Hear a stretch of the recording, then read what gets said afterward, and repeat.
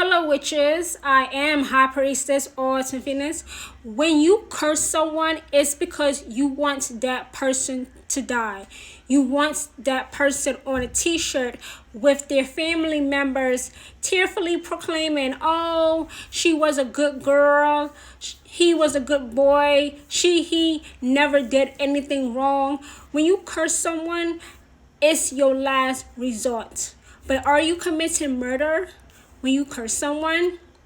I say no. If someone has attempted to rape you, or has raped you, or attempted to murder you, or mess with your money, mess with your family, mess with your good name, those are all justifiable reasons to curse someone that very well may lead to their death. You are not committing murder. You are not an accessory to murder by that curse, because you are turning that person over to your God or goddess or deity or ancestor or spirit animal or familiar to settle the matter for good, permanently. When you curse someone, that person is either going to be buried or cremated. It's not murder. It's not accessory to murder.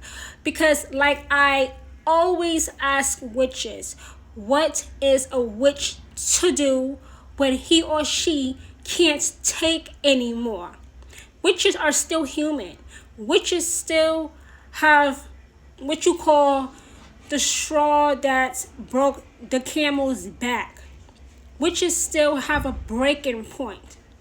Witches still have boundaries that you should not cross. When a witch curses someone, it's for a good reason. For a curse to work, it has to be for a justifiable reason. It can't be for just something trivial, such as somebody stepping on your shoes or spilling beer on your clothes. Those are not good reasons. When you curse someone, it's because that person or persons, a group of people, has done something that they can't come back from, that there is no forgiveness for. And I encourage witches to curse people who deserve it, who the witch has tried to be civilized and nice and kind and be loving light and be respectful and try to extend grace and extend mercy, and it has not worked. The witch has realized those things don't work, so now they must go to the supernatural. Now they have to go back to being a witch with a backbone, not a spineless jellyfish, and protect themselves. Because as witches, we know that the law does not work the same for us because we are witches. You are not an accessory to murder because you are not you are not the one pulling the trigger or putting a knife in somebody. You're not. You are handing this person or persons over to your chosen God, goddess, ancestor, familiar, spirit animal, deity, whoever supernatural that you work alongside to take care of that person or persons. You are not doing anything physically to them. You are doing something spiritually to them, because you have tried everything else. You have done everything physical to make this person back off, back down, back away, and it hasn't worked. So now you hand them over to your chosen deity and let them fight this battle. You don't put your hand in it. You don't go check their social media to see if they're doing bad.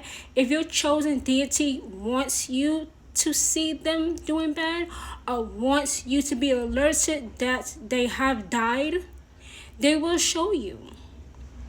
They will show you. You don't have to stalk your enemy or enemies. You don't have to do that. Don't do that. Because then you are weakening that curse. And you don't want that curse to be weak. You want that curse to hit the enemy's address. And it will if the curse is justifiable. It will work if you have tried everything to be civilized, to be nice, to be kind, to be respectful, and you still have egg on your face. So it's not committing murder. You are not an accessory to murder. It's called vindication for you. It's called justice for you. Because witches do not let that type of energy that a curse holds go so easily. Witches do not curse with no good reason. They have to have a good reason to curse. Because most curses result in a person dying, gone from this earth forever. So that's why I encourage witches, because cursing is a form of self-defense. Absolutely. It's a self-defense mechanism for witches that have done everything. And now they have to do something more drastic, something permanent to make the person or persons stop.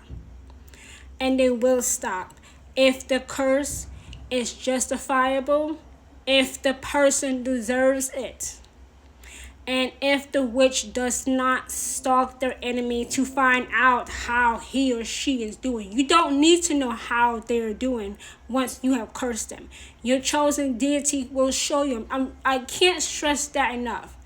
When you curse someone, don't check on your enemy. Don't check on them. Your chosen deity will show you. You don't have to stalk them. So I know cursing is very controversial in our community of witches, but it is a defense mechanism. Because like I just said a couple of moments ago, what is a witch to do when he or she can't take no more? They have to protect themselves.